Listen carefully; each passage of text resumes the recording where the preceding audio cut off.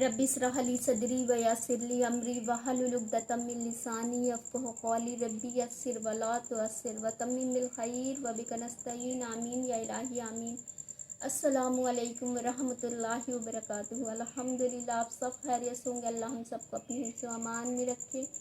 तो शुरू करते हैं कुरान का तर्जुमा और तफसीर। औज़ु बिल्लाहि मिनश शैतानिर रजीम, बिस्मिल्लाहिर रहमानिर रहीम।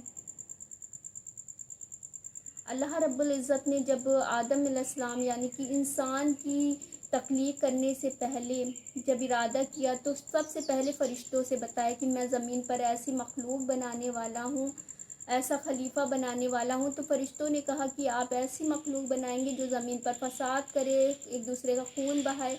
तो फ़रिश्तों को कैसे पता कि इंसान ने खून बहाना है, फसाद करना है? तो इंसान से पहले अल्लाह रब्बुल इज़्ज़त ने ज़मीन पर जिन्नात की तख्लीक की और जिन्नात को अपना इख्तियार था कि वो अच्छा अमल करे या बुरा अमल करे।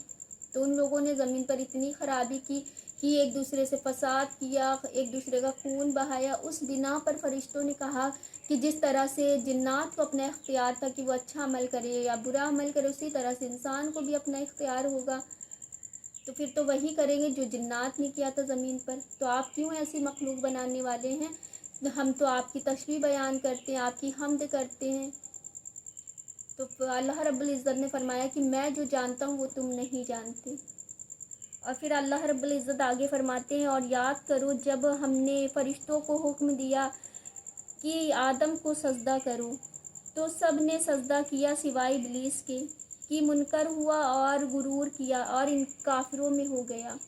अल्लाह रब्बुल इज़्ज़त ने जब आदम अलैहिस्सलाम को की तख्लीक की तो सबसे पहले फ़रिश्तों को हुक्म दिया कि आदम अलैहिस्सलाम को सजदा करें। तो उन लोगों ने समय नवाता न कि जैसे ही सुना वैसे ही सजदे में गिर गए। लेकिन इब्लीस जो था उसने तकब्बुर किया कि मैं तो इससे बेहतर हूँ, मैं आग से बना हूँ और ये मिट्टी से बने हैं, मैं इसको सजदा करूँ।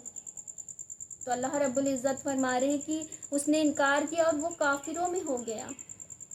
हम तो काफिर उसको समझते हैं जो अल्लाह की इबादत नहीं करता, अल्लाह को नहीं मानता।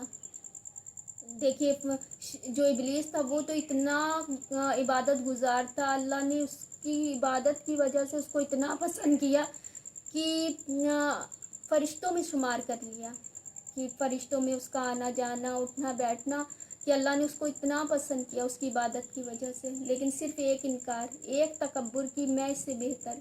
कि आज इंसान देखिए किस तरह से अपने खुद को दूसरों से बेहतर कहता है। अल्लाह को बिल्कुल भी वो इंसान नहीं पसंद जो दूसरों से खुद को बेहतर समझता है, सिवाय जिसे अल्लाह बेहतर समझे, बेशक। और फिर आगे अल्लाह रब्बुल इज़्ज़त फरमाते हैं, और हमने फरमाया ए आदम, तू और तेरी बीवी जन्नत में रहो और खाओ इसमें से बेरोक टोक जहाँ तुम्हारा जी चाहे, मगर इस पेड़ के पास ना जाना कि हद से बढ़ने वालों में से हो जाओगे। कि जब अल्लाह रब्बुल इज़्ज़त ने आदम अलैहिस्सलाम को हुक्म दिया कि जाओ अपनी बीवी के साथ जन्नत में और खाओ पियो जहाँ से जी चाहे, बस एक दरख्त के पास इनका मना किया कि इस दरख्त के पास मत जाना वरना तुम हद से बढ़ने वालों में से हो जाओगे। तो शैतान ने इससे यानी जन्नत से उन्हें लग़्ज़िश दी, यानी कि फिसला दिया, और जहाँ रहते थे वहाँ से उन्हें अलग करा दिया। इतनी खूबसूरत जो जन्नत में आदम अलैहिस्सलाम और बीबी हव्वा जो थी, तो अल्लाह रब्बुल इज़्ज़त फरमाते कि वहाँ से उन्हें निकलवा दिया, फिसला दिया और निकलवा दिया। कि जब अल्लाह रब्बुल इज़्ज़त ने शैतान से कहा तुम मरदूद है, निकल जा यहाँ से, तो उसने अल्लाह से एक मौका मांगा कि मुझे एक मौका दे कि आदम की जड़ों को काट दे। तो अल्लाह रब्बुल इज़्ज़त ने फरमाया कि जो तुझे करना है वो तू कर ले, लेकिन जो मेरे मुत्तकी बंदे उनका तू कुछ भी नहीं कर पाएगा। अल्लाह ने उसे मौका दिया, तो उसने सबसे पहले आदम अलैहिस्सलाम और बीबी हव्वा को फिसला दिया।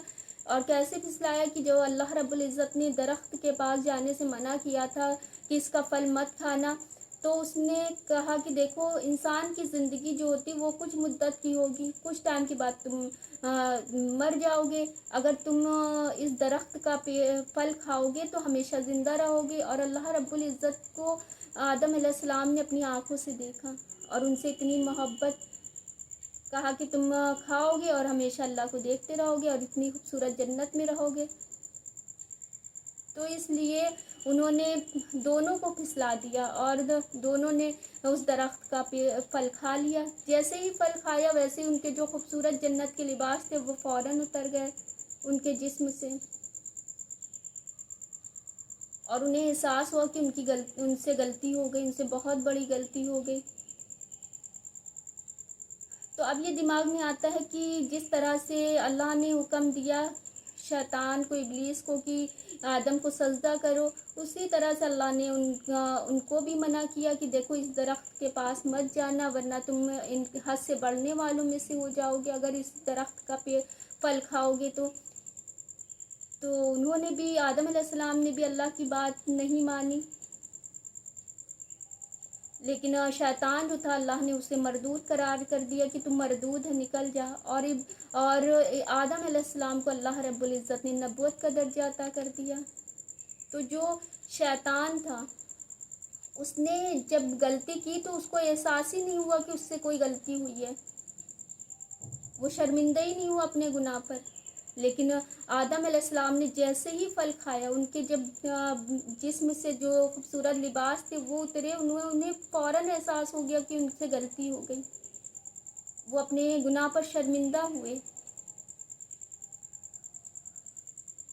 تو اللہ رب العزت نے انہیں نبوت کا درجہ عطا کر دیا۔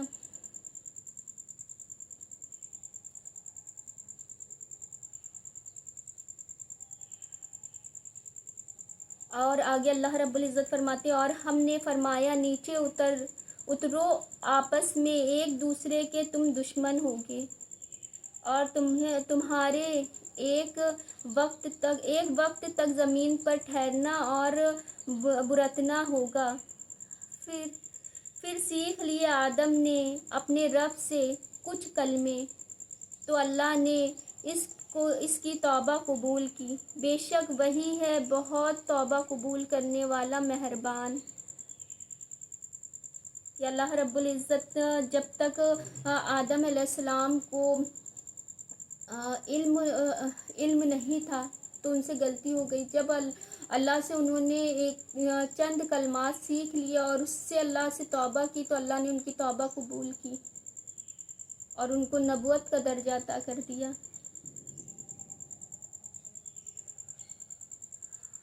اور اللہ رب العزت فرماتے کہ ہم نے فرمایا تم سب جنت سے اتر جاؤ، پھر اگر تمہارے پاس میری طرف سے کوئی ہدایت آئے تو جو میری ہدایت کی پیروی کرے گا انہیں نہ کوئی اندیشہ ہوگا اور نہ کچھ غم، اور وہ جو کفر کریں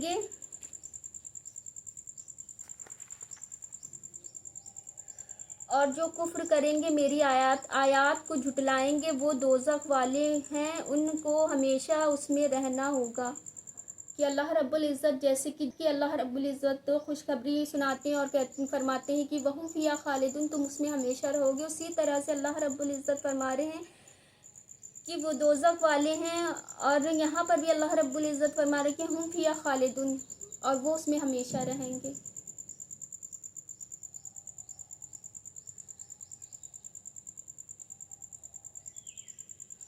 وہ اس میں ہمیشہ رہیں گے۔ اور اللہ رب العزت نے جب آدم علیہ السلام کی توبہ قبول کی اور پھر زمین پر جب بھیجا تو اللہ نے ایسے ہی انسان کو نہیں چھوڑ دیا، کہ اللہ رب العزت نے فرمایا کہ اب میری طرف سے ہدایت آئے گی، جو اس کو مانے گا وہ کامیاب ہو جائے گا اور جو نہیں مانے گا وہ دوزخ والا ہوگا۔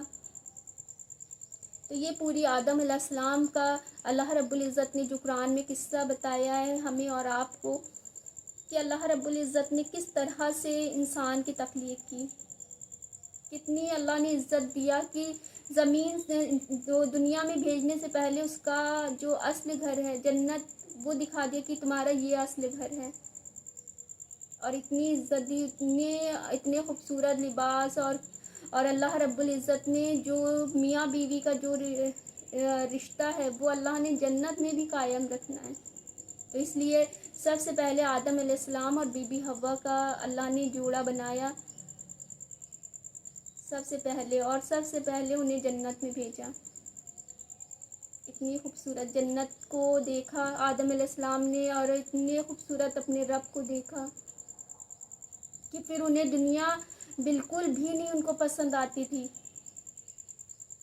جس طرح سے آج ہم اپنے انسان کس طرح سے دنیا کو اتنا خوبصورت سمجھتا ہے کہ اس کی دل سے محبت ہی نہیں دنیا کی ختم ہوتی ہے، اس رنگینیوں میں پڑا رہتا. اور انہیں آدم علیہ السلام اور بی بی حوا کو بالکل بھی دنیا نہیں پسند، کہ وہ ہر وقت بس اللہ سے اپنے گناہوں کی معافی مانگا کرتے تھے، اور اللہ نے ان کی توبہ قبول کی. تو یہ آدم علیہ السلام کا قصہ آج الحمدللہ کمپلیٹ ہو گیا ہے. تو اپنے آس پاس رکھیں، لوگوں کا خیال، خوش رہیں، خوشیاں بانٹیں، اور ایک دوسرے کو اپنی دعاؤں میں یاد رکھیں. تو چاہتے فی الحال تو آپ سے اجازت. جزاک اللہ خیر.